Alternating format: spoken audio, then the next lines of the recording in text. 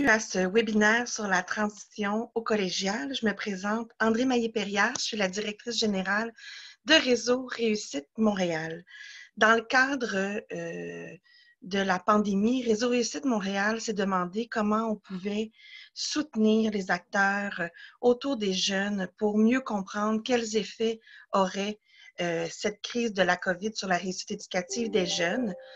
Pour soutenir la réflexion, la compréhension, l'action, on a développé un dossier sur le sujet pour lequel on revisite les déterminants de la persévérance scolaire à la lumière de la pandémie. On a établi des collaborations avec plusieurs chercheurs qui nous proposent leur lecture de différentes connaissances et concepts par des articles et mis en place une série de webinaires.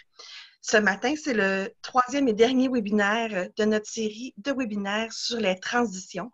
Donc, la semaine dernière, nous abordions la première transition, soit celle de l'entrée à l'école des tout-petits vers la maternelle. Mardi matin, nous abordions la transition entre le primaire et le secondaire. Et aujourd'hui, c'est la troisième transition vers le collégial. Ce webinaire a été rendu possible grâce à la complicité de Stéphane Godbout du regroupement des cégeps de Montréal, avec qui nous avons organisé ce webinaire. Et donc, sans plus tarder, je laisse la parole à M. Godbout pour le mot d'ouverture. Bon webinaire. Donc, bonjour, mon nom est Stéphane Godbout, je suis directeur général du regroupement des cégeps de Montréal. Bienvenue à ce webinaire sur la transition secondaire collégiale et merci d'être là en grand nombre, ce qui démontre votre intérêt et l'intérêt des intervenants du milieu pour cette importante transition qui est la transition vers le collégial à un moment vraiment particulier hors du commun. Le regroupement des cégeps de Montréal, c'est un regroupement des 12 cégeps des 9 cégeps francophones et des 3 anglophones qui sont situés sur l'île de Montréal. Donc, les cégeps de Montréal sont particulièrement intéressés à tout ce qui concerne les trajectoires de réussite des étudiants. Et à cet effet, on participe avec le réseau Réussite Montréal à différents projets. Donc, quand les inquiétudes ont émergé sur cette transition, naturellement, le réseau Réussite Montréal et le RCM se sont parlé pour regarder ensemble qu'est-ce qui était possible de faire.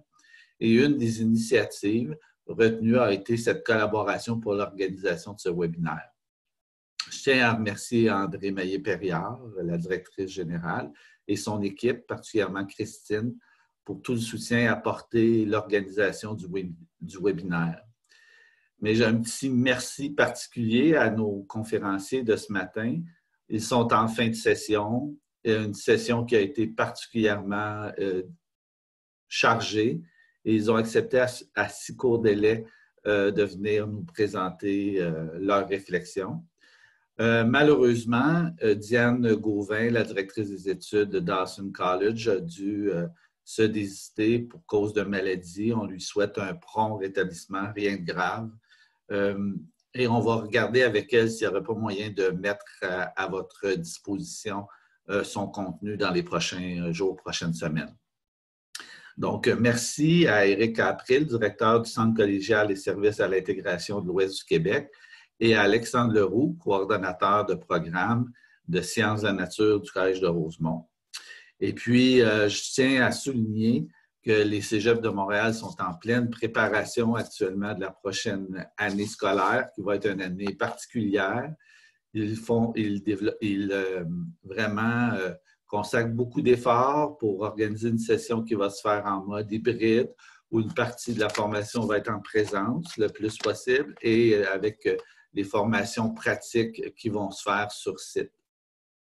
Donc, une session qui va se vouloir motivante, différente, et où des efforts extraordinaires sont faits dès maintenant pour créer des liens avec les futurs étudiants pour les accompagner vers cette prochaine étape qu'est le collégial. Je vous souhaite vraiment un très bon webinaire. Merci beaucoup.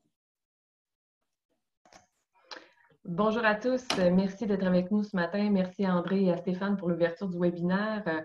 Merci à Stéphane en particulier de nous avoir mis en contact avec des conférenciers exceptionnels. On est vraiment content d'être avec vous ce matin.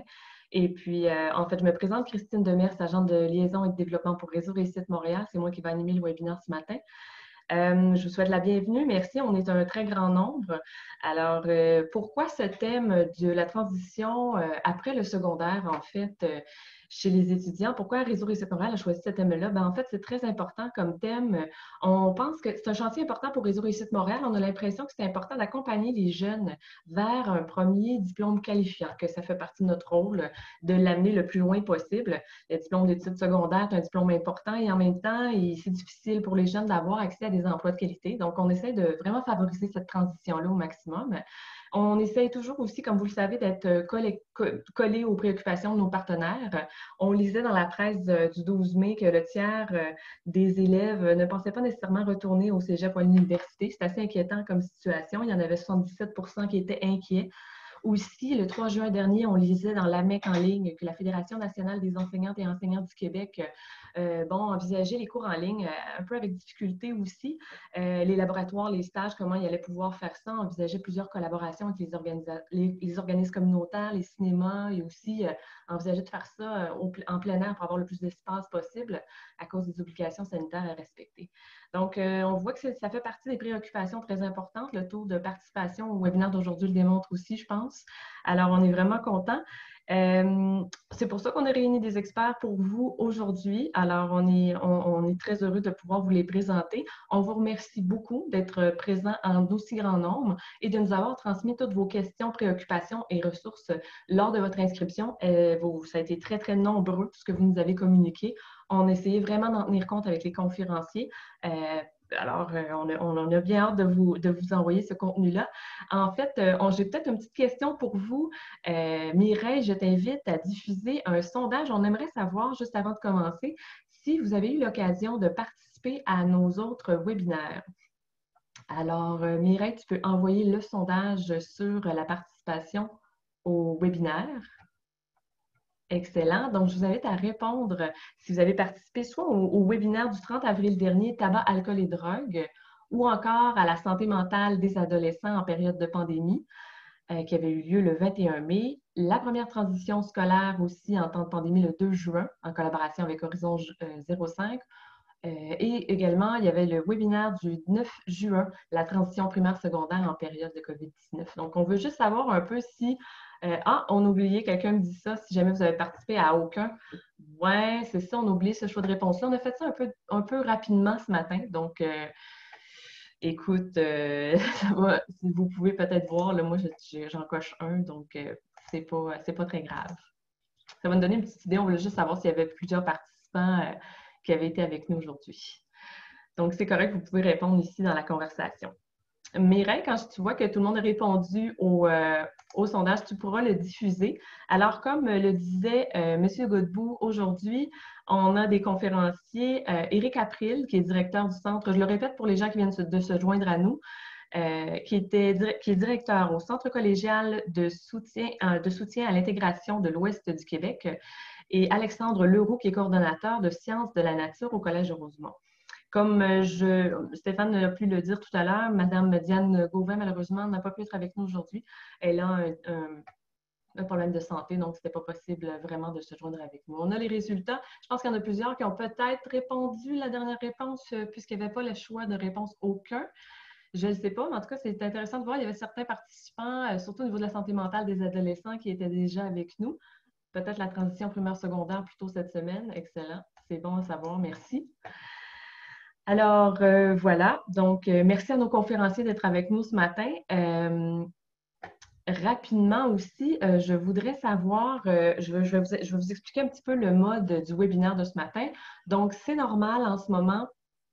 Vous ne pouvez pas voir les participants, vous ne pouvez pas les entendre non plus. C'est vraiment la plateforme de webinaire, donc c'est normal. Par contre, on souhaite rester en contact avec vous. Alors, on vous invite à utiliser la commande Q&R. Je vois qu'il y a beaucoup d'activités dans la conversation. On est 651, alors ça fait beaucoup bouger la conversation. Si jamais vous bougez votre souris, vous avez la bande de commande en bas, vous avez la commande Q&R. On vous invite à l'utiliser si jamais vous avez des questions. J'ai ma collègue Ginette Vizina qui va s'occuper de gérer les questions et de les rapporter aux conférenciers. Si jamais vous utilisez la commande « Converser », j'ai ma collègue Maryse Perrault qui va pouvoir vous répondre également. Alors, c'est peut-être plus pour mentionner vos préoccupations. Donc, on est nombreux, on va faire ce qu'on peut là, pour essayer de vous répondre au fur et à mesure de vos questions et commentaires. On vous invite à ne pas utiliser la commande « lever la main ». On est trop nombreux pour être capable de la gérer correctement. Donc, vraiment, d'utiliser les commandes Q et R et Converser, ce serait vraiment préférable à ce niveau-là, d'aller vers ces deux applications-là. C'est important que vous sachiez que tout ce que vous allez écrire dans ces commandes-là, c'est public. Donc, tous les autres participants vont pouvoir voir ce que vous indiquez dans ces commandes-là. Alors, voilà, le webinaire est enregistré. Il va être disponible en rediffusion, ainsi que les présentations des conférenciers sur le site web de réseau-réussite-montréal.ca. Un lien par courriel va vous être envoyé suite à la participation au webinaire d'aujourd'hui à tous les participants avec le dossier vraiment complet, là, comprenant toutes les différentes composantes. J'ai un autre petit sondage pour vous, c'est le dernier d'aujourd'hui. Mireille, tu peux le diffuser. On aimerait savoir ce qui correspond le mieux à votre situation. Donc, si vous êtes en train, présentement, si votre situation, c'est d'agir sur la transition secondaire collégiale, ça fait partie de votre travail. Si vous êtes inquiet par rapport à cette transition, si votre enfant va vivre cette transition, si vous allez vivre vous-même cette transition-là, si vous êtes un étudiant actuellement qui s'est joint à nous aujourd'hui, si vous travaillez avec des partenaires qui vont agir sur cette transition-là, si vous dirigez un établissement qui va vivre cette transition-là, si vous vous intéressez tout simplement à ce sujet-là, ou si vous ne travaillez pas nécessairement sur cette transition-là dans le cadre de votre travail. Donc, je vous invite à cocher une ou plusieurs réponses qui correspondent à votre situation. Quand on va avoir l'impression que c'est complet, on pourra diffuser les résultats. Mireille Aubin, qui s'occupe de la technique aujourd'hui, merci beaucoup Mireille. Elle va pouvoir nous diffuser ça quand on va avoir l'impression que c'est complet. Alors, on est 659 participants, donc c'est super. Merci beaucoup tout le monde d'être là. Je vais vous présenter déjà notre premier conférencier. Alors, nous avons avec nous aujourd'hui, et Mireille n'hésite pas à m'interrompre à vous présenter les résultats du sondage dès que c'est prêt. Alors, Éric April, qui va être notre premier conférencier de ce matin, directeur du Centre collégial de soutien à l'intégration de l'Ouest. Et parmi les principaux mandats de soutien de ce centre-là, il y a les services adaptés du réseau collégial public et privé subventionnés dans l'accompagnement des étudiants en situation de handicap. On voit maintenant les résultats. Donc, la plupart des personnes travaillent sur cette transition-là. On a quelques personnes qui s'intéressent tout simplement au sujet ou qui travaillent avec des partenaires qui vont agir sur cette transition-là ou encore des gens qui se désinquiètent. Donc, c'est très intéressant. Merci beaucoup d'avoir répondu en grand nombre au sondage. Ça nous donne des petites indications du type de public qui sont avec nous aujourd'hui. Donc, je continue la présentation de M. April. Il est doctorant en psychopédagogie à l'Université de Montréal. Ses intérêts de recherche portent sur le développement de l'autodétermination des élèves ayant des besoins particuliers en transition vers les études postsecondaires. Au cours des 12 dernières années, M. April a eu l'opportunité d'accompagner plusieurs équipes d'enseignants et de professionnels, plus spécifiquement au sein de la Commission scolaire de Montréal à titre de directeur adjoint au secondaire, ainsi qu'à la formation générale des adultes. Actuellement, ses préoccupations et actions professionnelles portent sur la transition des élèves qui quitteront le secondaire au cours des prochains jours vers de nouveaux parcours de formation. Alors, Éric, je t'invite à te joindre à moi. Merci. La parole est à toi. Un immense merci de me recevoir pour ce webinaire. Effectivement, je vais juste partager mon écran. Très bien. Alors, ceci dit. Alors, effectivement, donc, c'est un grand défi en 10-12 minutes d'aborder un sujet si préoccupant et à la fois si complexe. Mais j'ai pris soin de lire la plupart des questions pour être en mesure de répondre à la diversité des intervenants qui sont actuellement présents à ce webinaire. Donc, c'est une des raisons pourquoi je vais peut-être bifurquer un peu sur la FP, formation professionnelle, FGA, formation générale des adultes, parce que c'est en quelque sorte des transitions. Donc, on peut la percevoir comme la T3, donc la troisième transition qui va mener à une qualification. Alors, ce que je vous propose, un peu brièvement, là, la transition, effectivement, c'est une préoccupation très actuelle de l'ensemble des intervenants du réseau de l'éducation en milieu scolaire. Il y a des enjeux qui ont été vraiment, qui sont ressortis en lien avec la situation de la pandémie et lorsqu'on les associe aussi au contexte montréalais. Il ne faut pas perdre de vue non plus la clientèle vulnérable dans cette transition. Il y a certaines particularités qui ressortent et j'aimerais vous amener vers des pistes pour faciliter la transition secondaire, soit vers l'AFP, la FGA, le collégial, ou des fois même, on peut passer par la formation professionnelle, puis par la suite poursuivre une formation de type collégial. Nos collèges en action, donc il y a des choses qui se passent sur l'île de Montréal dans les collèges et je vous proposerai d'autres petites ressources là, en complément de ce webinaire. Alors, d'entrée de jeu, bien, je ne vous cacherai pas que la transition, c'est vraiment une étape extrêmement importante, c'est crucial, tant pour l'intégration sociale que pour l'intégration sur le plan professionnel, en lien, entre autres, avec un choix vocationnel. Si on compare la T1, la T2 avec la troisième transition, c'est probablement une des premières fois où le jeune a à prendre une décision très importante qui va avoir un impact sur son avenir professionnel. C'est là aussi qu'il va avoir un goût, une tendance à se distancer de son réseau familial. On voit vraiment, les études le démontrent, là, on voit vraiment une quête de l'autonomie. Et cette quête de l'autonomie-là, bien, dépendamment si le vécu en milieu scolaire est positif ou négatif, bien, c'est sûr que ça va influencer les choix, les chances de réussite là, dans la poursuite des études. On reviendra tout à l'heure. Je voulais aussi vous présenter, parce que ça fait partie des éléments de réflexion, il y a quatre catégories où on retrouve, on peut catégoriser la transition. Et ça, on peut la catégoriser dans la troisième, la quatrième et la cinquième. Là, si on y va avec un parcours collégial et universitaire par la suite. On a, par exemple, quand on regarde les facteurs au niveau institutionnel, c'est sûr que l'autonomie dans le concept de transition est un enjeu fondamental. Surtout à l'arrivée du secondaire au collégial, bien là, on arrive avec un horaire qui est particulier, qui n'est pas nécessairement continu. On arrive avec des différents cours, à savoir est-ce qu'on est à temps plein, temps partiel, des travaux, des types d'exigences qui sont différentes, des rencontres qui sont à prévoir, soit avec les collègues, avec les enseignants. Sur le plan intellectuel, bien, on est dans d'autres matières enseignées. On est plus ou moins dans des matières de type académique.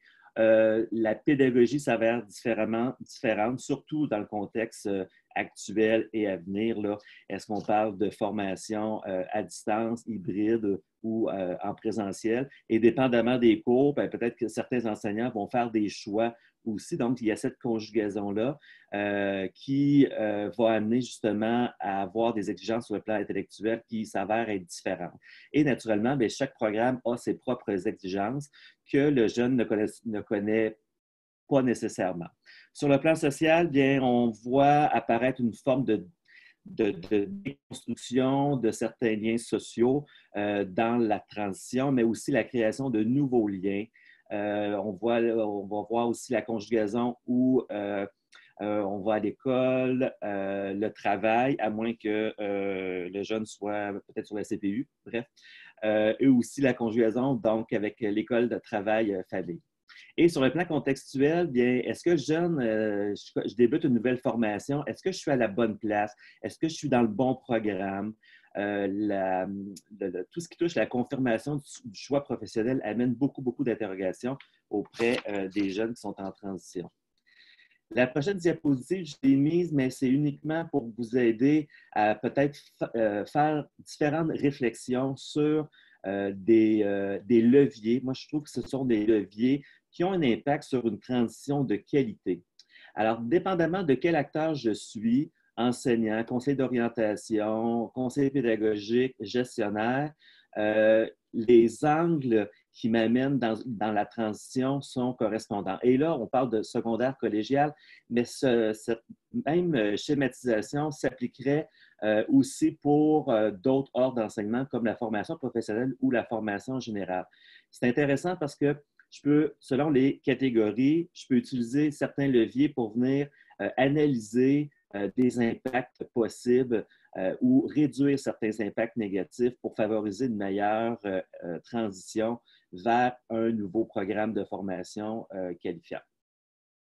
Maintenant, notre cher COVID, là, qui nous a tous si surpris, je pense que le premier mot, c'était vraiment incertitude, puis je l'ai vu vraiment dans vos interrogations. Il y a beaucoup d'incertitudes, tant sur le plan pédagogique, sur les modalités de reprise, sur les modalités des pratiques pédagogiques, des types d'évaluation, sur la qualité des enseignements, sur la formation des enseignants, sur comment on va accompagner justement notre personnel à amener nos élèves à réussir. Incertitude à savoir, est-ce qu'on aura une clientèle qui va être 100% au rendez-vous? Les modalités de prestation, là, on a vu, on s'est fait prendre, le personnel enseignant, tout le monde, on s'est fait prendre par surprise. Et du jour au lendemain, on doit, comme l'expression, se revirer sur une scène en fonction de nos connaissances, de nos ressources et rapidement produire, accompagner nos élèves.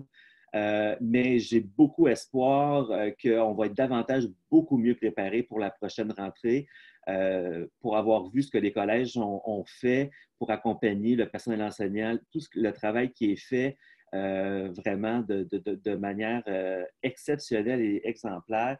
Alors, je suis convaincu, puis ça, même certains chercheurs en ont fait mention, que les enseignants vont être au rendez-vous.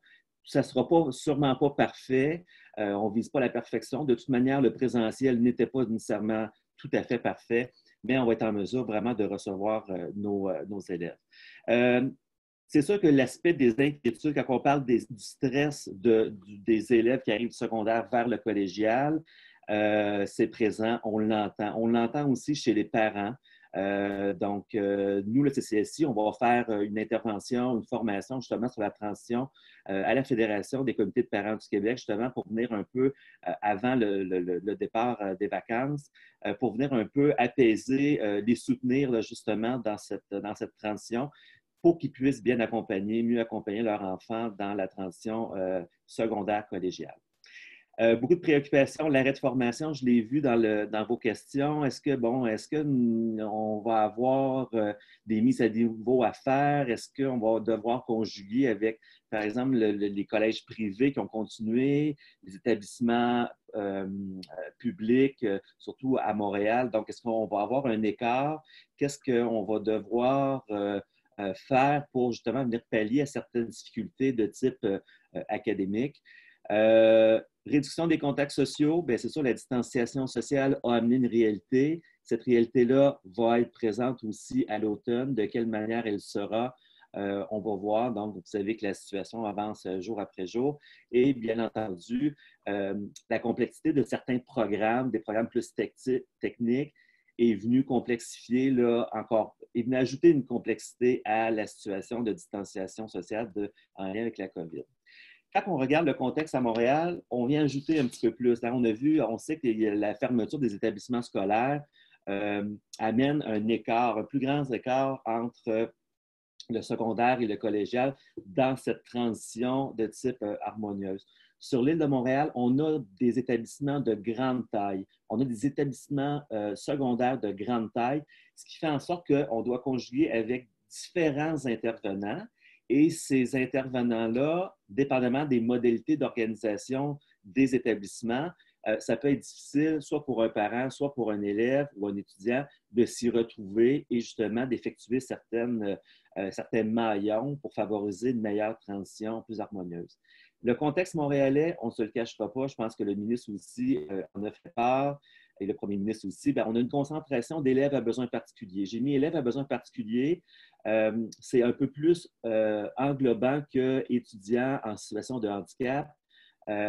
Donc, actuellement, la plupart des étudiants qui vont arriver au collégial ou dans d'autres secteurs de formation ont des besoins particuliers, je vous le dirais, parce que suite à l'inconnu sur le plan pédagogique des modalités aussi de formation. Et naturellement, on ne se le cachera pas, puis vous le savez très bien, les principales réalités montréalaises. Donc, on est très sensible au taux de décrochage, la présence de défavorisation, la densité de population aussi vient complexifier et aussi le nombre d'élèves plus importants qui sont issus de l'immigration. Maintenant, en ce qui a trait aux clientèles vulnérables, bien, chaque ordre d'enseignement, que ce soit secondaire, FP, FGA, collégial, universitaire, ont une structure qui leur appartient avec un cadre normatif et ça peut s'avérer difficile de s'y retrouver, surtout lorsqu'on a besoin d'avoir accès à certains services spécialisés ou avoir accès à des services de soutien, comme par exemple d'aide en psychologie ou de l'aide en lien avec certaines matières plus de type académique. Nos clientèles vulnérables, quand on parle d'exigences de programme, quel est l'impact de ces exigences en lien avec leur situation de vulnérabilité ou en lien avec leur situation de handicap? Ça vient un peu en corrélation avec leurs besoins d'accommodement, puis bon, jusqu'où on va, où on peut adapter. Il me reste 5 minutes. Oh là là. La charge de travail.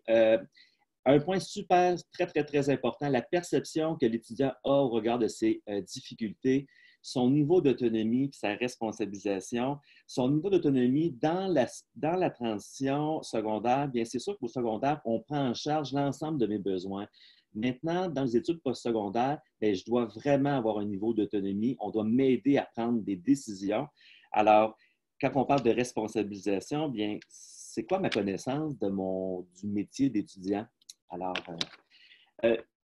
on a questionné beaucoup le présentiel avec le à distance. Petite diapositive rapide qui illustre, dans le fond, le présentiel n'est pas nécessairement garant de la réussite. Là, je pense que Thierry Carcenti en a fait part. Le à distance non plus n'est pas garant de la réussite. Par contre, si je retire la qualité de l'enseignement ou je retire le soutien, bien là, il va y avoir un impact sur la réussite. Par contre, lorsque je mets en place des stratégies, la qualité de l'enseignement, elle est présente, le soutien, il est présent, on arrive à vraiment à de la réussite là, qui est pratiquement garante. Si vous avez une chose à retenir aujourd'hui de cette conférence, c'est ce calcul très savant. Peut-être que vous, si vous êtes du secteur jeune, vous avez déjà vu, peut-être dans certaines classes, cette équation mathématique S égale E fois S. Alors, S égale le succès. Pour avoir du succès, et ça, là, ça touche la motivation, la persévérance, pour avoir du succès dans ces études, on a besoin de 2 choses. À faire des efforts et avoir des stratégies. S'il y a absence d'efforts ou absence de stratégie, l'équation devient nulle. Alors ça, c'est vraiment, plus je mets des efforts associés des stratégies, 100%, je vais avoir du succès, je vais vivre des réussites. Et ça s'applique là, comme enseignant, comme gestionnaire et même dans vos projets personnels. Thierry Carcenti, pour les études à distance, c'est intéressant de tenir compte, de permettre aux étudiants, il y a des facteurs qui sont importants pour garantir un succès dans la formation à distance chez les étudiants. Bien, la connectivité, est-ce que j'ai accès justement à une connexion Internet, les outils, les ordinateurs, les programmes, le soutien technique. Est-ce que mon collège, mon établissement m'offre du soutien technique lorsque ça ne fonctionne pas? Le soutien pédagogique, la relation que je développe avec mon enseignant. La recherche démontre que plus j'ai des communications régulières, ça réduit mon anxiété et ça développe mon sentiment d'appartenance. Par contre, lorsque l'institution va m'inonder de courriels et d'informations, l'étudiant va avoir tendance à vraiment passer par-dessus ou à ne pas lire l'information. Soutien psychologique, important, et pour certains étudiants, le soutien financier. Il ne va pas me rester beaucoup de temps, mais pour les élèves à besoins particuliers, l'accueil, c'est vraiment extrêmement important.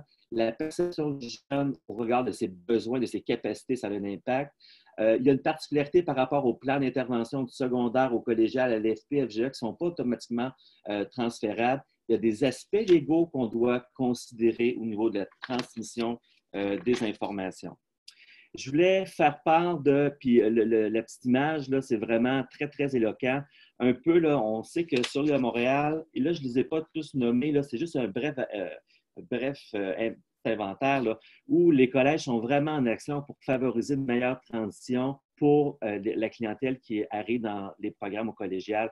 Exemple, le Vieux-Montréal travaille à mettre en place un projet de mentorat à distance qui a été développé par l'Université d'Ottawa et l'Université du Québec à Maisonneuve. Maisonneuve va mettre en place une infolette qui est destinée aux parents pour les informer sur les stratégies, les services pour leurs enfants. Ontic va mettre en place des portes ouvertes sous forme d'une salle Zoom. Gérald Godin, eux, ont repensé un peu leur procédure d'admission pour les services pour le SAID. Marie-Victorin, ils ont produit un guide d'outils de gestion liés au stress, une vidéo qui présente les lieux. J'ai vu des collèges aussi qui ont organisé des visites virtuelles justement pour ces élèves. John Abbott, des rencontres virtuelles avec les élèves et les parents, fort intéressant. Bois de Boulogne, un accompagnement éducatif obligatoire pour les nouveaux étudiants.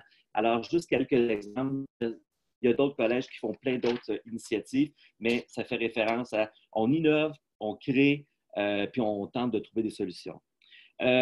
Je pourrais le partager. Le CCSI a développé une trousse d'accompagnement aux stratégies d'apprentissage dans laquelle on a utilisé 15 défis en formation à distance, comme la gestion du stress, l'anxiété, gestion du temps, gestion des ressources, les défis au niveau de la lecture, de l'écriture, de l'étude ou la passation d'examen. Ça s'adresse aux intervenants, mais il y a aussi des fiches qu'on peut remettre aux étudiants pour qu'ils puissent vraiment développer. On se rappelle l'équation S égale je mets des efforts, j'ai des stratégies, mais aussi il faut former les élèves, les étudiants avec leurs stratégies. Petite nouveauté, la semaine prochaine, il y aura le lancement d'une vidéo promotionnelle justement pour raccrocher les élèves là, qui ne sont pas sûrs s'ils désirent poursuivre leurs études collégiales. C'est une vidéoclip qu'on travaille avec la FEDE, la CPQ, l'Ordre des conseillers d'orientation du Québec, dont le titre porte là, « Je fais le saut vers les études collégiales ». Alors, ça fait référence à l'expérience d'un jeune parachutiste qui s'apprête à faire son premier saut. Puis là, dans l'avion, l'instructeur, il dit exactement qu'est-ce qu'il doit faire. Il doit suivre les consignes, c'est très important. Sinon, si le parachute ne ouvre pas, c'est un échec. Alors, on trouvait que c'était intéressant. Alors là, il se lance et au sol, il va être pris en charge. Alors, nos collèges sont prêts à recevoir ces étudiants-là. Et là, vraiment, on le félicite d'avoir fait preuve d'une telle audace. On aura la chance de travailler avec le réalisateur Jean-Sébastien Lauzon et les deux comédiens, Catherine Brunet et Félix-Antoine Tremblay, et 4 élèves finissants du secondaire qui s'en viennent au collégial. Le tout devrait sortir le 19 mai prochain. J'aurais eu un avant-midi, une journée complète. Pour ceux et celles que ça intéresse, on va vous offrir pour le réseau Réussite Montréal un webinaire d'une durée d'une heure où vraiment, avec mes conseillers pédagogiques, on va vous présenter vraiment les bonnes pratiques, les repères pour faciliter la transition secondaire et collégiale, plus dans les aspects techniques, pour avoir une transition beaucoup plus harmonieuse, puis aussi informer sur les spécificités du milieu collégial, le soutien que peut être offert aux étudiants qui présentent des difficultés d'apprentissage ou d'adaptation. Alors, on a retenu la date du 23 juin à 10 h, une durée d'1 heure pour la formation. Ça s'adresse vraiment à tous les intervenants du milieu scolaire. Et il y aura une période de questions justement pour venir échanger et répondre à vos questions. Je n'en reviens pas que je suis rentré dans mon temps. J'ai pratiqué à peu près 3 fois cette nuit, cette conférence. Alors, voici mes coordonnées pour me joindre. J'ai mis mon cellulaire parce qu'on n'est plus au bureau, donc n'hésitez pas à... Et vous avez le site Internet du CCSI sur lequel vous retrouverez une gamme de ressources. Et vous savez que pour les collèges, les CCSI, SES, nous avons transmis hebdomadairement des communications, une dizaine de communications, dans lesquelles s'est retrouvé vraiment beaucoup d'outils pour soutenir nos étudiants en contexte de pandémie, en contexte de formation à distance, alors pour favoriser un meilleur retour en formation en automne. Merci beaucoup, Éric. En fait, j'ai été un peu généreuse sur le temps. Mais merci beaucoup, c'était vraiment très intéressant. Je vous invite à utiliser la commande tout le monde, questions et réponses. Si vous avez des questions à adresser à Éric. Éric, je t'invite à arrêter le partage d'écran qu'on puisse revenir ensemble. Alors, utilisez la commande de questions et réponses au bas quand vous avez des questions à adresser en réaction à la présentation d'Éric April. Donc, quand vous bougez votre souris, la commande, quand vous allez voir une barre de commande apparaître dans le bas de votre écran, le Q et R, questions et réponses, vous pouvez nous indiquer vos questions. Je vais faire un petit message en anglais le temps que des questions arrivent, parce qu'en fait, we have a lot of people that are speaking English that are with us today. Thank you very much for being here today. We're really glad that you joined us. I'm really sorry, all the webinar will be in French. You're really welcome to ask us questions during the presentation. I will try to slow down a little bit when I'm speaking, so it will be a little bit easier also. So we can all the speakers also can talk with everybody. You can use the command, I don't know, the Q and R that you can see below. You can use this to ask any questions if you would like to speak with us today. All the links of the webinar of today will be sent to you by email. So you will receive an email with all the information, the registration of the webinar and all the PowerPoints. So thank you very much again for being with us. Éric, alors j'invite ma collègue, en fait, Ginette, à poser peut-être une question ou deux à Éric et par la suite, on va passer à l'autre conférencier pour être sûr qu'il y a suffisamment de temps aussi. Puis, on va revenir à la fin complètement en panel pour continuer la discussion. Alors, on va essayer de traiter un maximum de vos questions pendant la période. On a jusqu'à 9h45 ce matin. Alors, Ginette, est-ce que tu as des questions que tu aimerais apporter à Éric? Oui, il y avait des questions, en fait, beaucoup sur la trousse que vous parliez, Éric. Les gens voulaient savoir elle sera disponible où, est-ce qu'on peut en avoir accès? C'est la trousse de stratégie de formation à distance, là, je crois, d'accompagnement. Donc, il y avait quand même 3 ou 4 questions là-dessus. Je ne sais pas si vous donner de l'information. Oui, on a rendu. En fait, la trousse, il existe la trousse, c'est 2 trousses. Il y a une trousse débutant puis une trousse intermédiaire pour aller un peu plus loin. Cette trousse-là, on l'a développée pour soutenir les services adaptés au regard de plusieurs défis. Au lieu de prendre le mot difficulté, on a pris le mot défi. Puis il y a vraiment des moyens qui sont proposés, des mesures d'aide, des moyens d'aide. On l'a rendu disponible dans les communications. On a même créé 2 vidéos. Je vais les mettre dans l'envoi courriel, je vais mettre ces documents-là en référence, ainsi que 2 vidéos explicatives des 2 trousses, un peu comment, c'est quoi les modalités, c'est quoi la vision derrière ces ressources-là. Et il y aura possibilité, si vous avez besoin d'avoir de la formation, il y aura possibilité, parce que probablement à l'automne, on va faire de la formation dans le cadre des journées de services adaptés dans le réseau collégial en lien avec ces trousses-là. Et Ginette, est-ce qu'il y a d'autres questions que tu voudrais apporter? Bien, il y avait peut-être aussi une erreur dans les dates de la sortie du vidéoclip là, ou du vidéo. Donc, peut-être rappeler la date exacte, parce que je pense qu'il y a eu un petit peu de confusion dans la sortie, la date. La date du vidéoclip devrait être pour le 19 mai. Je dis bien 19 mai. Est-ce que c'est le 19 juin, peut-être? Ah non, excusez, c'est 19 juin. Eh Seigneur, ça va vite. Je suis encore dans le monde. C'est 19 juin. Alors aujourd'hui, c'est le tournage avec les comédiens puis avec les élèves. En tenant compte de la distanciation. Ça, c'est pas facile? Excellent. Bien, merci beaucoup, Éric. Et puis, on garde les questions, on va mettre ça de côté. Ginette, on va y revenir plus tard. Donc, je vais inviter dès maintenant notre prochain conférencier, Alexandre Leroux, à se joindre à moi. Alexandre a une maîtrise en biochimie et une attestation en enseignement postsecondaire de l'Université de Montréal. Il enseigne depuis 10 ans la chimie et la biologie dans différents cégeps. Il est présentement coordonnateur de sciences de la nature et de sciences informatiques et mathématiques au Collège de Rosemont. Il a participé et organisé de nombreuses activités visant à la promotion des sciences au secondaire. Il fait partie du comité pour faciliter la transition secondaire collégiale du Collège de Rosemont. Alexandre, la parole est à toi. Merci beaucoup. Alors, je vais partager mon écran.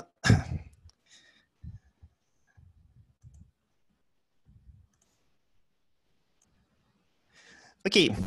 Donc, moi, je suis ici pour vous parler un petit peu plus de l'approche terrain. Donc, je sais qu'il y en a beaucoup qui ont des questions sur comment ça va se passer, tout ça. Et je suis là pour vous parler de différentes idées qui ont été soulevées pour favoriser l'accueil, le rattrapage et le soutien.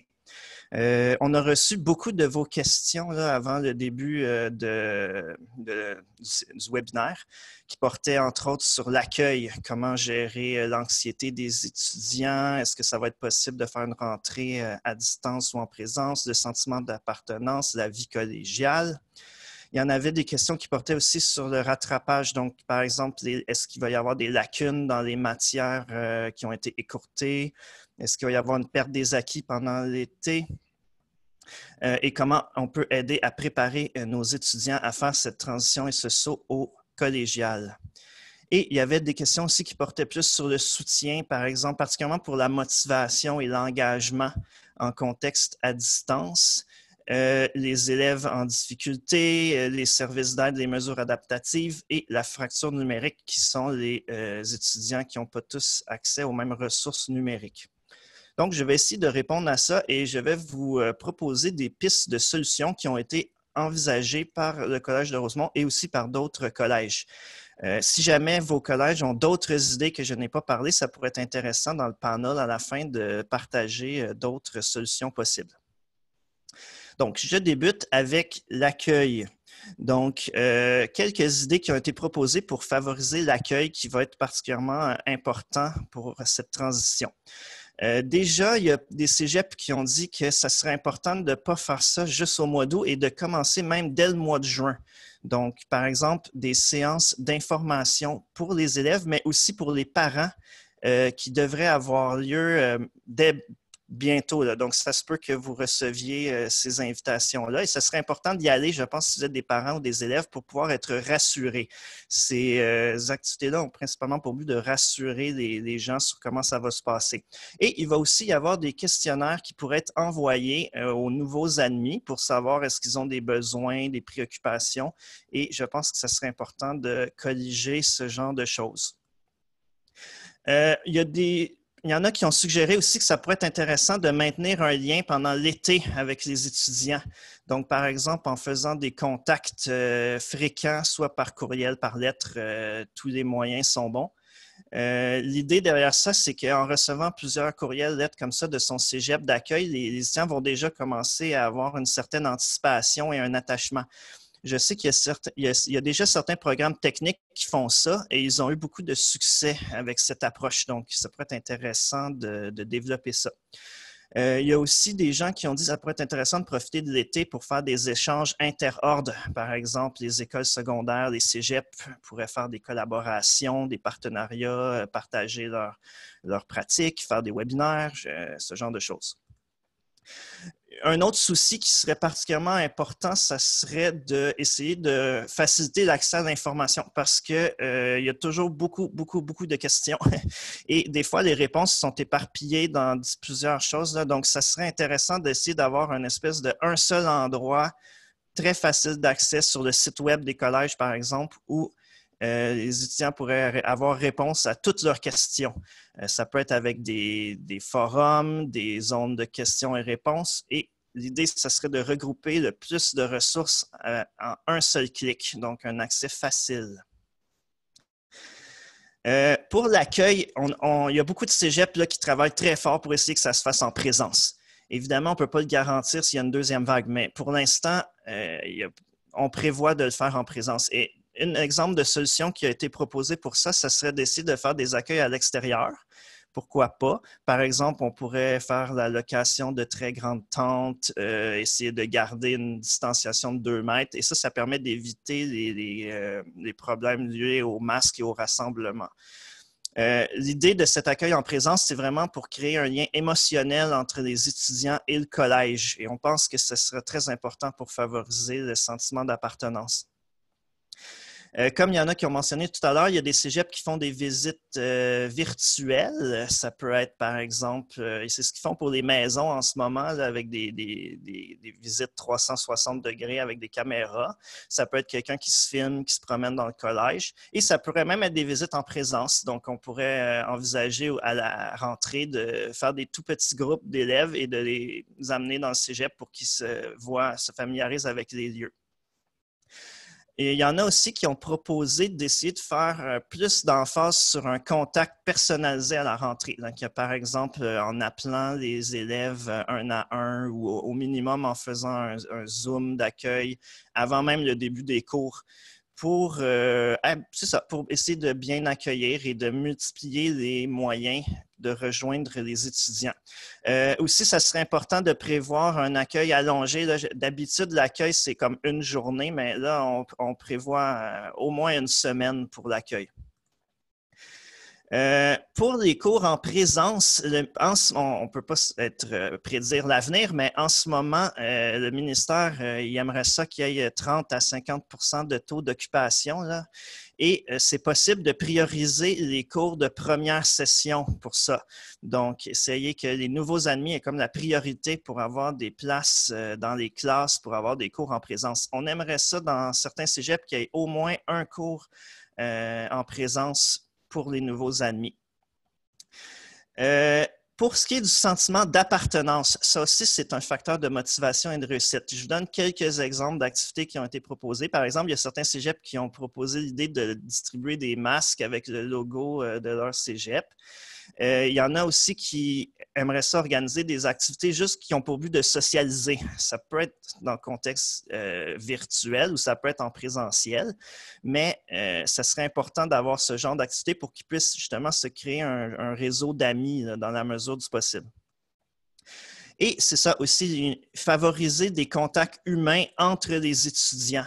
Certains cégeps ont proposé, par exemple, d'avoir des témoignages des étudiants de cette session qui ont réussi à passer à travers et qui pourraient essayer de dire comment ils ont réussi à faire ça, partager leurs bonnes pratiques avec leurs collègues. Il y en a qui ont proposé d'engager des étudiants pour faire des tutoriels plutôt que ce soit des profs là, qui montrent comment utiliser les outils, mais ça pourrait être des étudiants qui font ça. Comme ça donne un lien avec les pairs. Et essayer d'avoir des activités qui favorisent la création d'amis. Pour ce qui est du rattrapage des matières manquées, ce qu'il faut savoir, c'est qu'en ce moment, ça serait important. Presque tous les cégeps, en fait, je pense que tous les cégeps prévoient un début graduel des cours. Habituellement, la session dure 15 semaines et il y a un accueil qui dure à peu près une journée. Là, la session, on ne s'est pas encore annoncé avec certitude, mais on anticipe qu'elle va durer peut-être juste 12 semaines et donc il pourrait y avoir profité du début de la session pour faire un accueil et une transition allongée. Et je pense que la plupart des cégeps prévoient un bon 2 semaines pour cette transition-là, en début de session, peut-être même plus dans certains cégeps.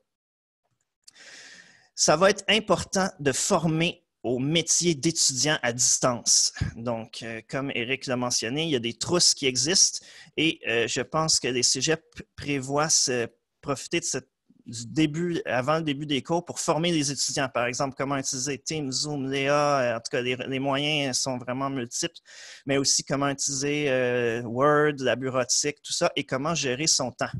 Des fois, les intervenants du secondaire, ils nous demandent « Ah, mais comment on pourrait vous aider à favoriser cette transition collégiale? » Bien, sachez que tout ce que vous faites en ce moment pour initier les étudiants à l'étude à distance, ça va être extrêmement précieux pour nous. Okay? Si les étudiants savent déjà utiliser Teams puis Zoom, par exemple, ils vont être, ça va faire ça de moins à apprendre là, en début de session. Donc, tout ce que vous faites en ce moment, juste pour les initier au travail à distance, ça va être réinvesti et ça va beaucoup nous aider.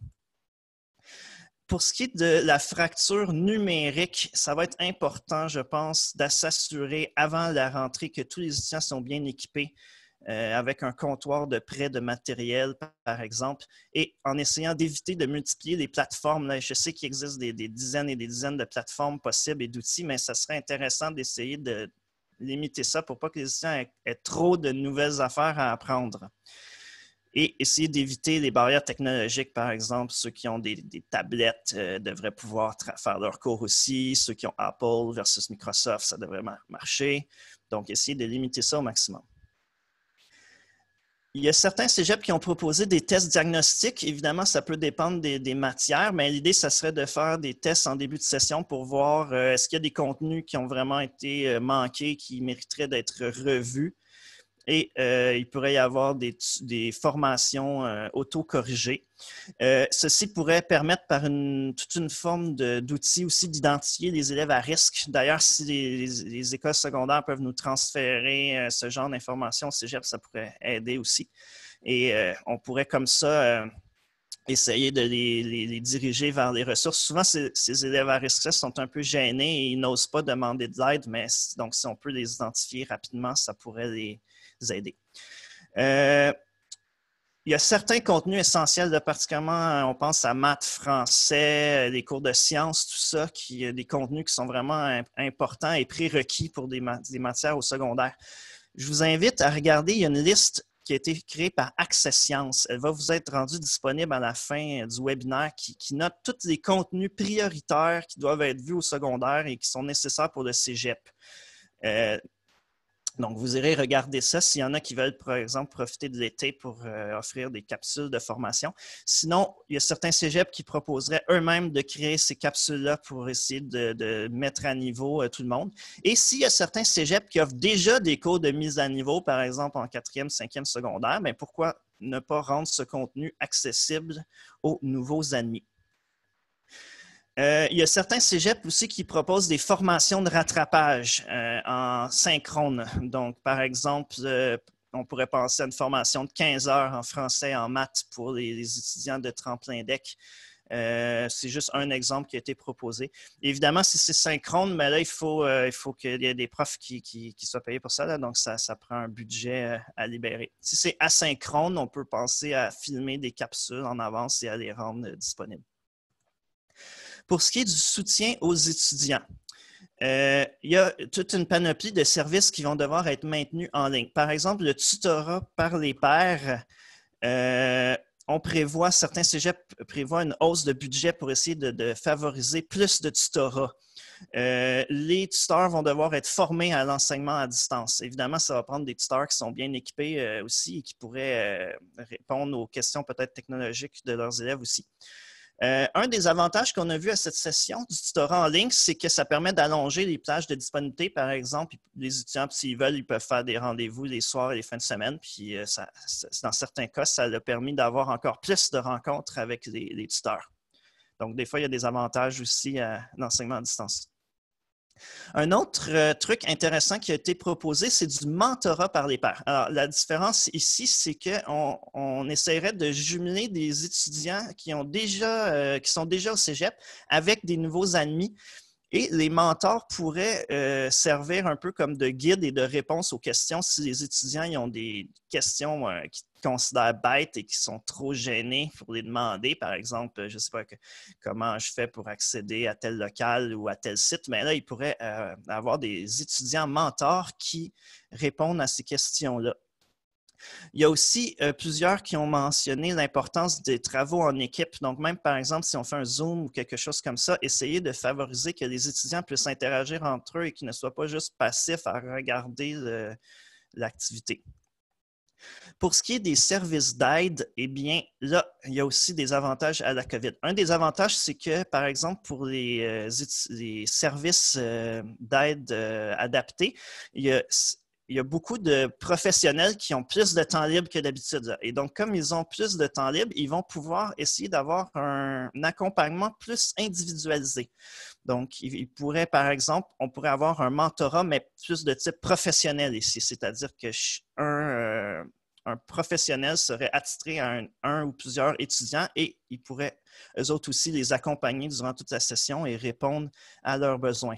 Vous comprenez que l'objectif ici, c'est de multiplier les façons que les étudiants peuvent demander de l'aide pour essayer de rejoindre tout le monde.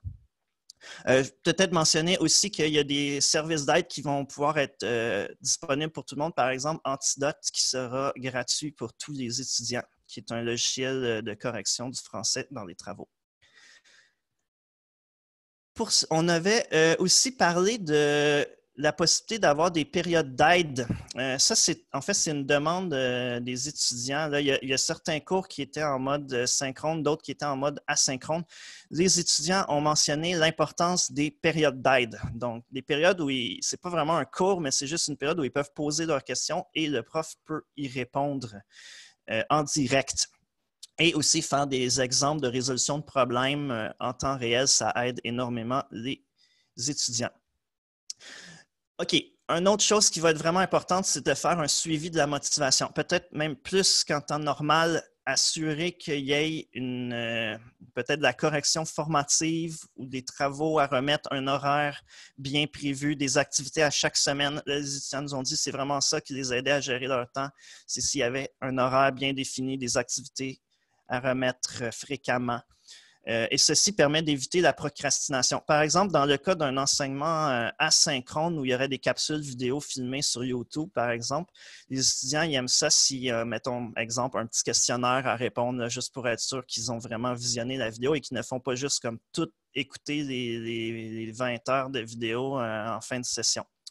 Et c'est aussi important d'essayer de briser un peu l'isolement qui menace les étudiants.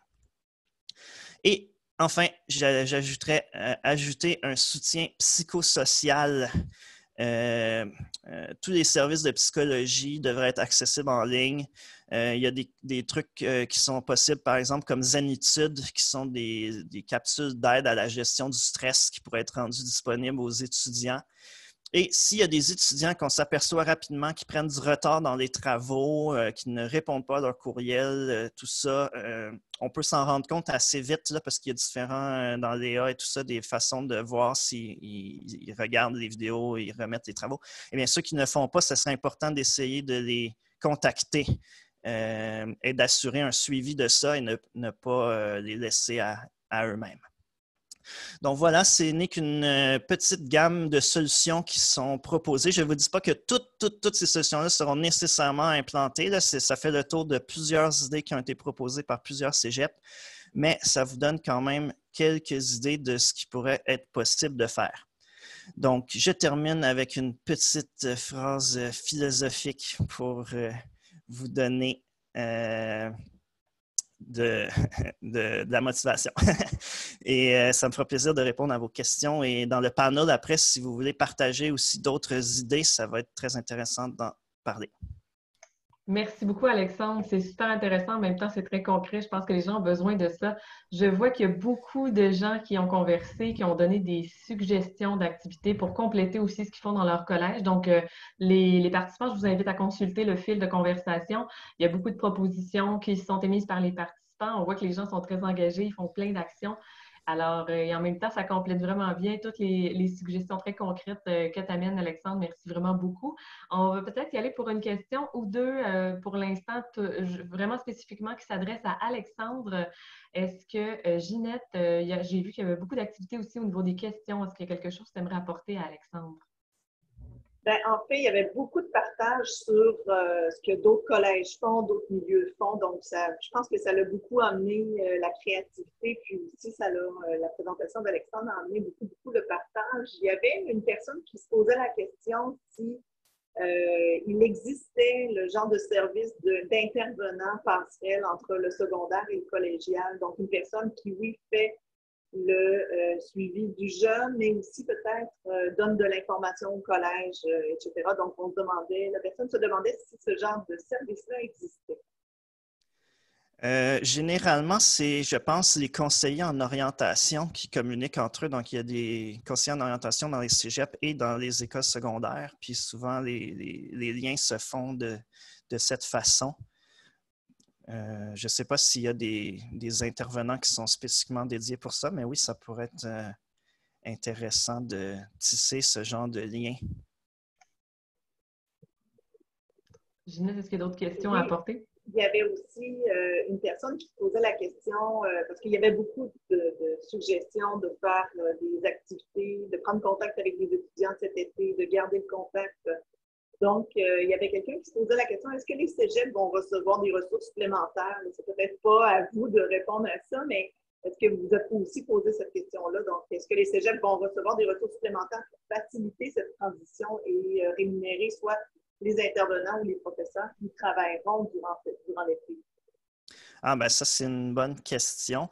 Le financement, je pense qu'il est encore en train d'être négocié en ce moment. Je pense que dans certains cas, oui, il y a du financement qui peut être libéré pour certaines choses. Et il y a certains financements qui avaient été offerts, par exemple, pour les EESH là, qui vont être renouvelés, qui pourraient être utilisés pour ça. Mais donc, je pense que pour répondre à la question, c'est encore un peu en négociation, mais les cégeps travaillent fort pour essayer de libérer du financement pour ça. Merci beaucoup, Alexandre. En fait, je rappelle à tout le monde qui se sont joints à nous que Mme Diane Gauvin du Collège Dawson n'a pas pu se joindre avec nous aujourd'hui. On va essayer de voir si on peut avoir accès au contenu qu'elle souhaitait présenter pour pouvoir le communiquer dans le cadre du dossier en ligne qui va vous être envoyé par courriel à tous les gens qui se sont inscrits au webinaire d'aujourd'hui. On va passer à la portion, peut-être que je peux le dire aussi en anglais. Madame Diane Gauvin from Dawson College was not able to be with us today. So we will try to access the content of our presentation and send it to you by email after the webinar. Maybe in several weeks because she was sick. She was not able to attend today. Thank you very much. Bon, alors peut-être qu'on peut passer à la portion panel. J'invite Eric après à se joindre à nous. On va continuer. Je vois qu'il y a beaucoup d'activités. On va voir pour essayer d'en combler un maximum de questions. On y reste environ 15 minutes. Peut-être qu'après, on verra s'il reste trop de questions, comment on peut gérer ça. On souhaiterait vraiment répondre à un maximum d'attentes aujourd'hui. Je vois que les gens sont très satisfaits après vos conférences, Alexandre et Eric. Il y a beaucoup de commentaires de félicitations. Alors, je vous les transmets, mais on pourra vous communiquer ça aussi après le webinaire. Ginette, je t'invite d'abord peut-être à poser d'autres questions, puis peut-être j'irai voir Maryse aussi au niveau de la conversation s'il y a des questions qui se sont égarées au niveau de cette commande-là. Oui, ben moi j'en ai une question qui sort un peu des sentiers battus, mais qui est arrivée juste à la fin de la présentation d'Éric. Et c'était Manon Brouillette qui demande comment voyez-vous l'implication des parents comme facteur de protection pour l'étudiant? Quelle est la place des parents? Donc, je pense que c'est un parent là, qui s'adresse à vous. Là. Je peux peut-être répondre sans trop rentrer. Effectivement, la formation le webinaire qui va être offert le 23 juin a vraiment, vraiment précise quel type de soutien que le parent peut faire pour accompagner son jeune dans la transition vers les études collégiales. Il y a aussi qu'est-ce qu'on doit apporter, surtout si le jeune présente des besoins particuliers, entre autres, quel type de documents, qu'est-ce qu'il faut prévoir en lien, par exemple, avec le plan d'intervention. Est-ce qu'il y a un diagnostic qui est à jour, un rapport d'évaluation, des rapports d'observation? Comment et quand joindre les services adaptés pour l'analyse des besoins particuliers? Quel type d'accommodement, d'adaptation qui sont offerts dans le réseau collégial?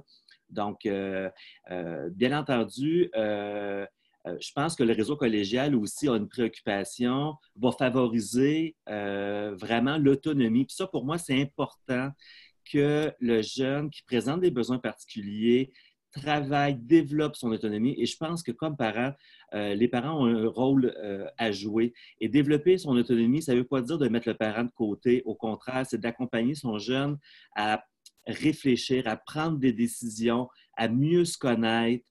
Donc, c'est vraiment dans ce sens-là. Ce qui fait que le parent demeure vraiment un acteur important là, dans la réussite de la transition du jeune. Excellent, merci beaucoup. Ginette, est-ce qu'il y a d'autres questions de ton côté? Ben, il y en a plein d'autres. Je ne sais pas si Maryse en a aussi. Je ne sais pas du côté de Maryse. Maryse, est-ce qu'il y a quelque chose que tu souhaiterais apporter à nos conférenciers? Bon, déjà, d'activer mon micro, c'est déjà aidant.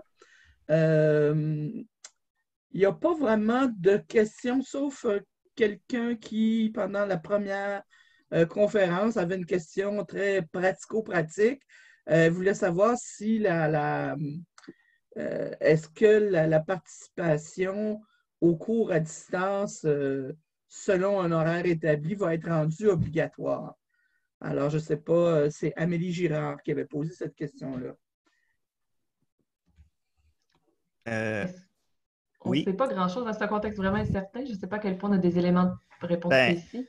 Ce que je peux vous dire, c'est qu'il y a en ce moment un gros débat puis une grosse discussion sur est-ce que c'est mieux le mode synchrone ou asynchrone pour faire les cours. Cette session, on a eu l'occasion de tester différentes approches. Par exemple, en synchrone, ce serait des Zooms où les étudiants viendraient selon leur horaire habituel. Cette session-ci, je dirais que le mode asynchrone était parfois requis s'il y avait des étudiants, par exemple, qui avaient des contraintes familiales, qui avaient des enfants à la maison, tout ça, qui ne pouvaient pas assister aux cours en mode synchrone. Mais le défaut du mode asynchrone, c'est-à-dire juste donner des vidéos à regarder, tout ça, c'est évidemment la procrastination. Donc, c'est important qu'il y ait pas nécessairement que la participation soit obligatoire, mais au moins qu'il y ait des travaux à remettre ou une façon de vérifier que ces travaux ont eu lieu. Si il y a des cours en présence au collège, ça serait intéressant aussi si, par exemple, il y a des labos dans les collèges, que la participation soit obligatoire. Évidemment, sous réserve que quelqu'un ne peut pas venir pour un motif médical. Mais et pour les cours Zoom, ça serait comme d'habitude. La participation au cours est sous la responsabilité des étudiants. Donc, généralement, elle est obligatoire dans le sens que les étudiants sont supposés pouvoir être présents. Mais il va falloir évidemment avoir des accommodements pour ceux qui ont des problèmes liés à la COVID. Je peux peut-être compléter brièvement sur le plan législatif. Là. On sait que l'aspect de la fréquentation en lien avec la formation à distance synchrone ou asynchrone, c'est questionnant, entre autres pour le secteur jeune, parce que la LIP, la Loi sur l'instruction publique, précise l'obligation de fréquentation, puis on parle de fréquentation physique. Pour la formation professionnelle, la formation générale des adultes, on est dans une comptabilisation heure par heure. Donc, on déclare justement ces absences-là. Donc, il y a une contrainte. Je crois qu'il y aura une réflexion de la part du ministère quant à l'obligation de fréquentation, qui est sur le plan légal, là, qui est pas... c'est différent qu'un enseignant qui va obliger, par exemple, la participation. Là. Il y a une réflexion à faire. Merci beaucoup. C'est complexe. Déjà qu'il faut s'adapter à beaucoup d'aspects. Effectivement, la présence en ligne, c'est assez difficile à mesurer. C'est vraiment pas évident. Il y a vraiment beaucoup d'activités. On a un public très, très engagé. C'est vraiment merveilleux, en fait, de voir tout ce qui se passe comme activité sur les commandes. Maryse, je pense que c'était pas mal ça au niveau de les conversations. Tu semblais... Oui, je voudrais juste mentionner que dans la conversation tout au long des deux conférences, j'ai peut-être pas beaucoup de questions qui m'ont été, des questions là, pour les conférenciers qui m'ont été adressées, mais par contre, les gens ont mis beaucoup d'informations. Si vous voulez savoir ce qui se passe dans les cégeps au Québec en ce moment, il faudrait lire le chat. Alors, je n'ai pas pris de chance.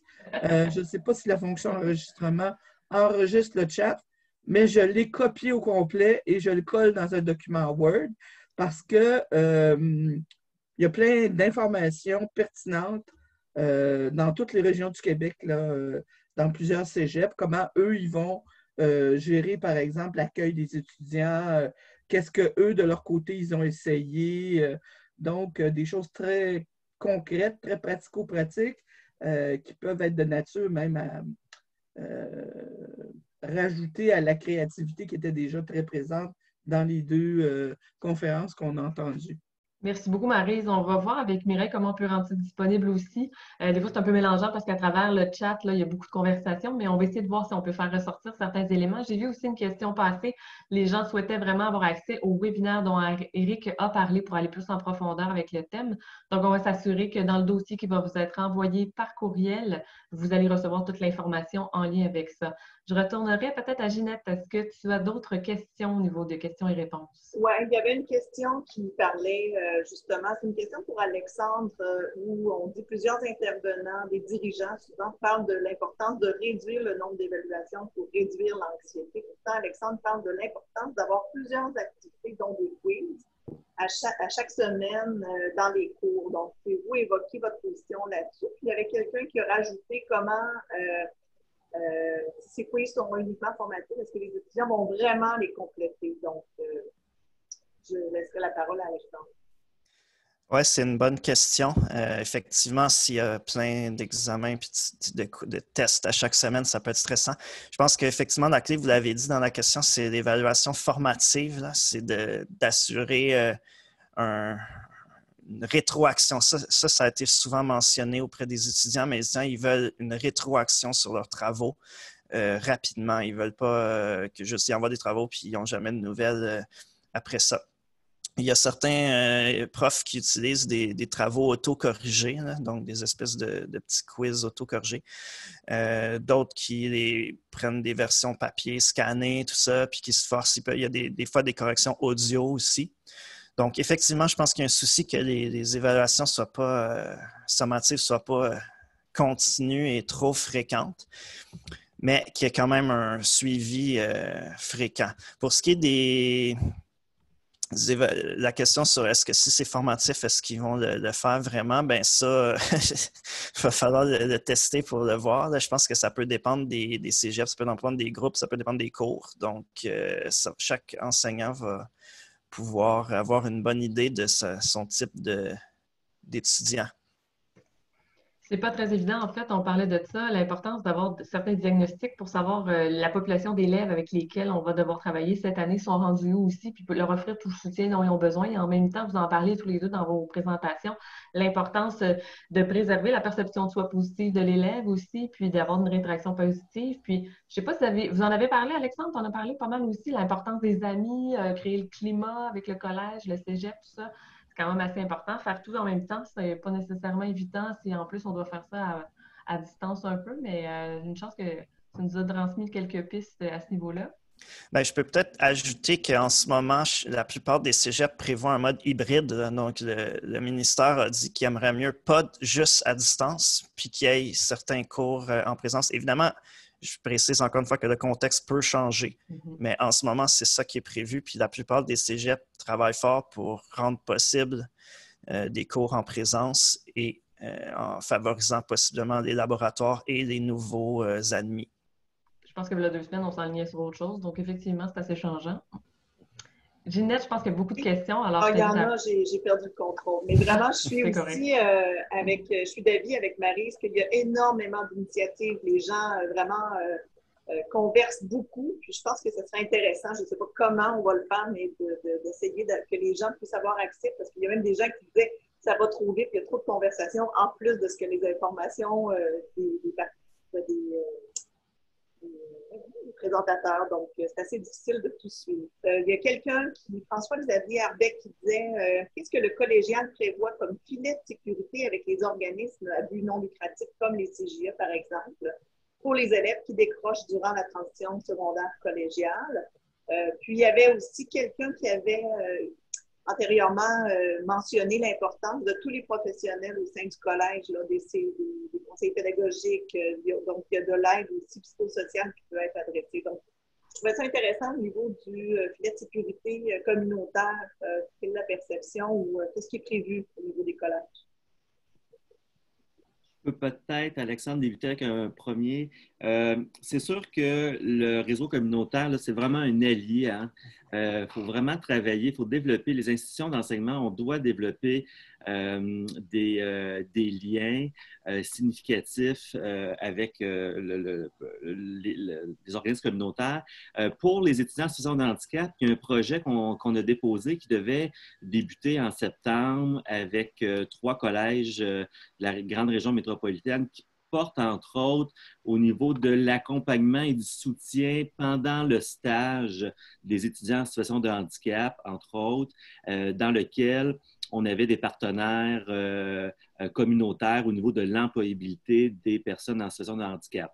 Et quand je parle de personnes en situation de handicap, là, on entre, par exemple, tout ce qui touche les problématiques de santé mentale et, par exemple, les troubles du spectre autistique. Donc, c'était vraiment un partenariat avec les organismes dans la communauté, les établissements d'enseignement, le personnel enseignant dans les collèges pour s'assurer que ces étudiants-là puissent compléter leur stage et que les stages reflètent aussi les mesures d'accommodement qui ont été prévues pendant la formation et qui réussissent à être diplômés parce qu'on a un problème de diplomation suite à des échecs importants de stage pour les étudiants en situation de handicap. je peux nommer cet exemple-là. Je vais devoir clore bientôt la première partie du webinaire. J'ai André-Marie Périllard qui voulait y répondre. Alors, on va peut-être après ça, parce que des gens, on était supposés durer le webinaire jusqu'à 9h45. Étant donné qu'il y a vraiment beaucoup de questions, j'invite tous les participants qui sont disponibles à rester avec nous pour la suite, pour un 15 minutes de discussion supplémentaire. Les conférenciers, je pense qu'on s'était dit que c'était possible dans votre horaire. Ça va toujours? Donc, Alexandre aussi, c'est correct? Excellent. Donc, peut-être qu'après, on pourra continuer la discussion. Ceux qui devront nous quitter, vous allez pouvoir écouter ça. On va vous envoyer le dossier, donc vous allez pouvoir écouter cette période-là par la suite. Mais on va rester jusqu'à 10 heures ensemble parce qu'il y a vraiment trop de questions. Donc, on va essayer de répondre à un maximum d'informations. Peut-être, André, je te laisse conclure peut-être pour ce bout-là. Puis ensuite, je vais donner des instructions pour la conclusion, juste avant la période. Alors, je voulais quand même revenir là, sur l'intervention des représentants des CJE, puis sur toute l'importance qu'on mette en place un filet de sécurité pour prendre en charge des jeunes qui ne feront pas le passage, donc entre le secondaire 5 et le collégial, là, qui pourraient s'être inscrits et qui finalement ne concrétisent pas ce passage-là en septembre, et tous les jeunes qui pourraient quitter rapidement les bancs d'école à la rentrée scolaire. On a la même préoccupation aussi pour certains jeunes du secondaire. Puis cette idée-là là, de tenter de trouver, de mettre en place un mécanisme qui ferait en sorte que l'information transige d'une façon beaucoup plus fluide dans le contexte actuel, c'est une préoccupation constante là, quand même là, de plusieurs partenaires là, dans cette nécessité de mettre en place des mesures d'atténuation du décrochage scolaire potentiel. Puis c'est certain que toute bonne idée, toute facilitation très pratico-pratique, c'est-à-dire qu'il va falloir, moi, on a interpellé là, déjà, il y a déjà des discussions, là, puis on se demande vraiment comment on va, de façon pratico-pratique, mettre en place une circulation d'informations qui va respecter la confidentialité quand même des jeunes, mais s'assurer que cette pause ne se transforme pas en décrochage. Et c'est tous ensemble là, qu'on va y arriver, mais c'est une... Et on tente vraiment de réfléchir à comment on va identifier nos nouveaux vulnérables. C'est-à-dire, il y en a qu'on sait qui sont fragiles, mais on sait maintenant qu'il y en a des nouveaux. Puis étant donné qu'ils ne sont plus à l'école secondaire, pas encore au cégep, ils sont acquis ces jeunes-là. Et qui les prend en charge? C'est clairement le milieu communautaire, mais il va falloir s'assurer que l'information circule puis qu'on collabore là-dessus. Voilà. Merci beaucoup, André. Je pense que c'est un beau message de collaboration, de partenariat. Dans toutes les transitions, c'est quelque chose qui ressort vraiment beaucoup, qui est très important. On l'a vu dans les autres webinaires sur les autres transitions. Ça va être important de continuer pour cette transition-là aussi, de rester tout le monde ensemble connecté. Je fais juste une petite conclusion, puis après ça, on poursuit la période de questions pour ceux qui veulent rester avec nous. Je fais juste vous rappeler, merci en fait en particulier à nos conférenciers. Merci infiniment pour votre participation, votre engagement également. Je pense que ça transparaît pour tout le monde. On va peut-être voir là, si on peut avoir un document complémentaire si jamais la période de 15 minutes supplémentaire ne suffit pas. Soyez assurés qu'on va vous envoyer par courriel le dossier complet du webinaire d'aujourd'hui qui va comprendre les enregistrements, les présentations des conférenciers, la période de questions additionnelles et peut-être même un document complémentaire. Ça va être mis à jour plus tard avec la conférence de Mme Gauvin si on est capable de mettre la main dessus. Alors, tout ça va être disponible sur le site de réseau-réussite-montréal.ca. Vous allez y retrouver également tout notre dossier en ligne spécial sur la revue des déterminants de la persévérance scolaire en période de pandémie, des articles qu'on a rédigés qui sont assez consultés. Donc, je pense qu'il y a quelque chose d'utile là-dedans. On a sollicité des experts très intéressants aussi pour y collaborer. Et puis, en plus, il y a tous les autres webinaires sont diffusés dans ce dossier spécial-là. Vous allez les retrouver. Vous avez vu les thèmes au début dans le sondage, donc n'hésitez pas, je parle trop vite, n'hésitez pas à retourner. J'essaie de le faire rapidement. N'hésitez pas à aller sur le dossier en ligne. Comme ça, vous allez pouvoir consulter les autres vidéos et les documents des autres webinaires qui ont eu lieu.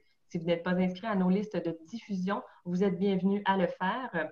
Vous allez pouvoir ainsi être au courant de tous nos événements et de tous les articles qu'on fait en lien avec maintenant la pandémie, mais aussi avec d'autres aspects. À un moment donné, on va s'en sortir de cette pandémie-là, donc on va avoir d'autres choses à adresser. Et puis, je vous remercie beaucoup tout le monde. Bonne journée pour ceux qui doivent nous quitter. Pour ceux qui peuvent rester avec nous, on poursuit la période de questions. Encore une fois, on a vraiment beaucoup d'activités, donc je pense qu'on n'a pas fini de jaser. Ginette, est-ce que tu nous rapportes quelques questions des participants? Oui, désolée, ma souris ne me répondait pas. Il y avait une question, je ne sais pas si Alexandre, tu vas pouvoir laisser tes coordonnées peut-être à l'intérieur de ta présentation. Il y avait des questions sur le processus de mentorat, donc je pense que c'est peut-être un peu plus pointu, mais ça serait peut-être bien que la personne dont Patricia m'ont fait puisse t'écrire parce qu'elle avait des questions pointues là-dessus. On parlait de ressources de la communauté. Je trouvais ça intéressant. Une bibliothécaire Stéphanie Simard. Donc, on revient aussi avec les ressources de la communauté. Il disait je suis bibliothécaire et je travaille auprès d'adolescents en milieu défavorisé. J'aimerais savoir si vous pensez que les bibliothèques publiques pourraient vous aider de façon spécifique, si vous avez des suggestions.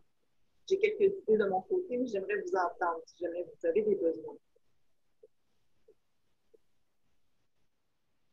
Réseau Réussite Montréal collabore bien avec le réseau des bibliothèques de Montréal. Un partenaire intéressant, la lecture, c'est vrai, c'est sûr que c'est même pour les 16-20, il y a des campagnes qui ont lieu en ce moment, à Go on lit et tout ça.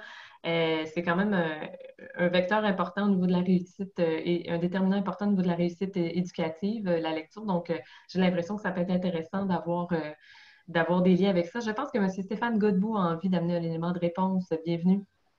Oui, bien, si on pense spécifiquement aux bibliothèques publiques, dans plusieurs quartiers, on est face à des logements surpeuplés. Ce n'est pas toujours évident pour nos étudiants d'assister à un cours sur le coin d'une table de cuisine avec les frères et sœurs qui jouent. Donc, s'il y a quelque chose qui peut apporter, c'est de s'assurer qu'il y a des plages horaires et de l'accueil avec du Wi-Fi pour que nos étudiants puissent assister à leur formation quand c'est possible, parce qu'il ne faut pas l'oublier, à Montréal, les logements sont petits, parfois surpeuplés, des grandes familles. Donc, c'est un rôle qui peut être très, très utile pour les étudiants. Merci. Je vais, Christine, faire tout de suite le pont parce que c'est un peu là où je m'en allais, parce qu'il y avait beaucoup de questions sur la fracture numérique, parce qu'on voit... il y a des gens qui disaient, oui, mais il y a encore trop d'étudiants qui n'ont pas accès soit à Internet, qui n'ont pas des ordinateurs à la maison. Donc, la dernière question qui était de Jean-Marc Emery qui disait la question de la fracture numérique a été peu abordée. Que faire avec les nouveaux amis qui n'ont pas accès ou un accès limité à Internet rapide? Je peux peut-être répondre en partie là-dessus. Le ministère de l'Éducation est à travailler à une bonification de son programme de prêt et bourse pour permettre aux étudiants d'acquérir un portable pour entreprendre la prochaine année scolaire. Donc, le programme devrait être bonifié. Je sais aussi que pour les étudiants qui ne sont pas admissibles au programme de prêt et bourse, certains établissements sont à réfléchir pour apporter une aide spécifique à ces étudiants. Mais il est vrai qu'on se retrouve dans certaines situations où des étudiants, compte tenu de leur contexte, ce n'est pas nécessairement idéal de travailler de la maison. Donc, c'est pour ça que les partenaires sont très importants dans la suite des choses. Merci. Merci beaucoup, Stéphane. C'est très apprécié de pouvoir compléter, effectivement. C'est des questions quand même, oui. Je peux dire qu'on a fait un sondage auprès des étudiants pour savoir c'était quoi leurs besoins concernant la fracture numérique. Les besoins étaient surtout de nature matérielle, justement, des ordis, des choses comme ça. Pour l'accès à Internet, étrangement, on n'a pas eu vraiment très peu d'étudiants qui ont dit qu'il n'y avait pas accès à Internet. Là. Des fois, il y en a qui disaient qu'il n'y avait pas accès à Internet à telle heure spécifiquement. Mais d'habitude, ils trouvent, je ne sais pas comment ils se sont arrangés, mais j'imagine ça avec leur téléphone ou en allant dans un lieu public ou un voisin, je ne sais pas quoi, ils ont trouvé une solution pour ça. Mais je pense que ça vaut la peine. J'ai vu aussi qu'il y avait des étudiants là, qui assistaient à la conférence. Je pense que ça vaut la peine de les consulter. Là. Ils ont des bonnes idées à proposer sur qu'est-ce qu'ils aiment, qu'est-ce qu'ils veulent, qu'est-ce qu'ils ont besoin. Donc, moi, j'inviterais les cégeps à mettre des mécanismes en place de façon que les étudiants puissent être consultés le plus possible pour tout ce genre de questions. Il va falloir être créatif en plus parce que si jamais, on ne souhaite pas, mais s'il y a une deuxième vague puis que les commerces ferment de nouveau, les espaces publics pour accéder à des endroits pour pouvoir travailler sur Internet quand à la maison c'est complexe, ça va être réduit un petit peu. Donc, il va falloir être très créatif. Ça va être important, je pense, de justement discuter des solutions possibles avec les étudiants. Marie, Marie, si jamais il y a quelque chose, tu peux intervenir, n'hésite pas. Ginette, je vois qu'il y a encore beaucoup de questions. Est-ce que tu souhaites ramener des questions à nos conférenciers? Il y avait une question intéressante qui était de Benoît Géoudouin, mais elles sont toutes intéressantes. Hein? J'essaie de faire un tri un peu. Donc, qui disait comment organiser des activités parascolaires et une vie étudiante pour créer un sentiment d'appartenance. Il disait sans trop augmenter le temps d'écran des étudiants. Donc, si vous avez des idées. Je pense que le service aux étudiants là, va travailler très fort là-dessus dans les différents cégeps. Puis c'est même une demande spéciale qu'ils organisent ce genre de choses. Pour l'instant, je peux vous donner peut-être 2 idées qui ont été proposées. Il y a le service aux étudiants qui avait proposé, par exemple, d'essayer de faire des espèces de petits jeux quiz, des espèces de petits jeux en ligne, des choses comme ça. Une autre idée qui avait été proposée, c'est de profiter, s'il y a des cours en présence, de profiter du fait que les étudiants sont là pour peut-être les garder un peu après le cours pour faire une activité. Évidemment, bon, ça va falloir voir qu'est-ce qui est possible de faire. Mais la morale, c'est je pense que les services aux étudiants vont avoir de la créativité à faire la session prochaine.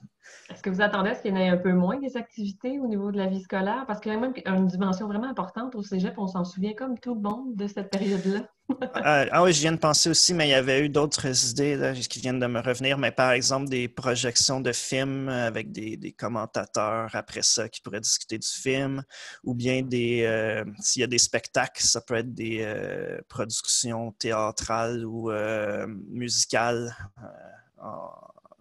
à distance. Mais en tout cas, je pense qu'ils sont encore en train de songer à ce genre de choses. Je pense qu'on va rester actifs, en tout cas. Ça, c'est sûr. Ginette, tu peux poursuivre avec d'autres questions? Oui, il y avait des questions, puis d'autres participants y ont répondu, mais j'aurais quand même le goût de vous entendre là-dessus. Quel sera le rôle des accompagnateurs aux étudiants en situation d'handicap physique? Beaucoup de ces étudiants seront à distance. Pourtant, les mesures d'aide de soutien à domicile fournies par les CLST ne prendront pas cette situation en compte et le surplus de tâches seront sur les épaules des parents. Est-ce possible d'offrir des cours à distance dans les locaux du cégep et d'offrir le service d'accompagnement d'étudiants en situation de handicap? On a eu des discussions justement avec le ministère et puis vous connaissez aussi la volonté ministérielle à l'effet que les étudiants en situation de handicap aient un peu une priorité dans le retour dans les activités en présentiel. Une des raisons, c'est sûr que l'accompagnateur, on ne pourrait pas aller au domicile. Si l'étudiant qui a des besoins particuliers ou un handicap est à la maison, on ne pourrait pas envoyer d'aucune façon l'accompagnateur directement chez l'étudiant. Et on sait que les services des CLSC ne couvrent pas ce genre de service-là. Donc, on ose croire, et ça c'est très hypothétique, on ose croire que, dépendamment de la situation, de l'évolution de la situation, que ces clientèles-là vont pouvoir se rendre dans le collège avec leur accompagnateur. Mais force est d'admettre, dépendamment de la situation qui est décidée, pas juste par le ministère de l'Éducation, mais par la santé publique, si la santé publique prévoit que c'est, exemple, 100% à distance, l'accompagnateur ne pourra pas se déplacer et malheureusement, il y aurait une contrainte sévère. Là, on pourrait parler de contrainte sévère à l'effet que le service d'enseignement ne pourrait... Ça dépend toujours de l'handicap. Là. Je parle d'un handicap sévère qui nécessite un accompagnement. S'il n'y a pas d'accompagnateur, ça remet en question le projet d'études pour une session ou quelques sessions de cet étudiant-là, malheureusement. On a peut-être le temps pour une dernière question avant de devoir fermer le webinaire. On pourra voir, Ginette, tu me diras s'il reste beaucoup de questions. On va essayer de voir à une solution alternative pour avoir un document complémentaire si jamais nos conférenciers se sentent généreux malgré la surcharge déjà de travail qu'ils ont. On pourra regarder là, ce qui est possible de faire de notre côté aussi. Alors, oui, puis il y avait quand même beaucoup de questions que j'ai omis de les transmettre sur est-ce que ça va revenir en présentiel, en virtuel. Je pense que tout le monde en a parlé, puis ça demeure encore un grand point d'interrogation pour tout le monde. Donc, il y en avait vraiment beaucoup de questions là-dessus, l'obligation. Donc, c'était pour moi, désolée pour tous ceux et celles qui ont posé des questions, mais je pense que vous avez passé à travers dans vos présentations en disant que c'était encore un grand point d'interrogation. Il y avait une question intéressante d'une personne de Hakim Loudi qui se demandait s'il y avait une baisse d'inscription ou de réinscription enregistrée pour la rentrée au cégep en septembre 2020. Avez-vous des chiffres confirmés? Pour l'instant, on n'a pas remarqué de baisse, mais peut-être si on s'imagine s'il y a une baisse, ça va peut-être être causé par une désinscription plus tard, là, mais je ne sais pas. Honnêtement, ça va être l'histoire qui va déterminer. On va essayer de profiter de l'été pour essayer de limiter cette baisse-là, justement. excellent. Merci beaucoup. Alors, je vais devoir clore le webinaire pour aujourd'hui. Merci vraiment beaucoup à tout le monde pour votre participation. C'était très stimulant. Je pense qu'il y a eu autant de réponses au niveau de la conversation. Des gens se sont impliqués dans la commande Q&R. C'était très apprécié. Merci vraiment beaucoup. On va vous rendre tout le dossier disponible en ligne par courriel. Donc, toutes les informations vont s'y trouver sur le site de réseauréussitemontréal.ca. N'hésitez pas à aller le consulter. Merci et bonne journée à tout le monde. Merci.